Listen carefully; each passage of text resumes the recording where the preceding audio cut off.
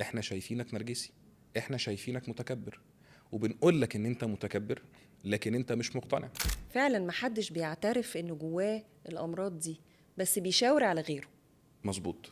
يقول لك ده نفسيته وحشه، ده حقود، ده دنيوي قوي. انما فعلا الصدق مع الذات ده مش سهل يبقى موجود عند الناس.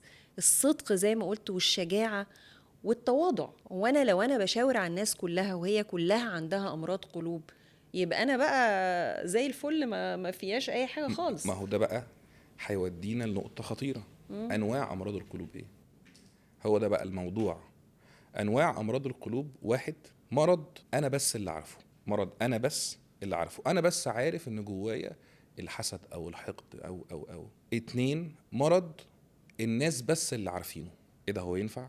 اه ينفع.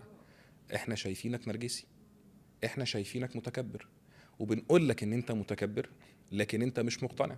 تلاتة، مرض انا والناس عارفينه. انتوا شايفيني متكبر وانا عارف ان انا متكبر، انتوا شايفيني مغرور وانا عارف ان انا مغرور، ومش فارقه بالنسبه لي. وهنا كان سيدنا عمر بن الخطاب بيعمل حاجه خطيره بقى في الحته دي. رحم الله امرا اعلمه الناس بعيوبه، او علمه الناس عيوبه.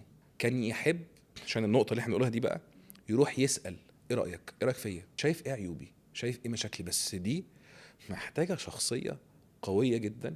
اولا مؤمنه جدا جدا جدا، مصدقه جدا. اتنين، قويه جدا وشجاعه جدا وصادقه جدا، عشان يقدر يتكلم. اروح اقعد مع كوتش نوع: انت شايفه بالتعامل معايا ايه عيوبي؟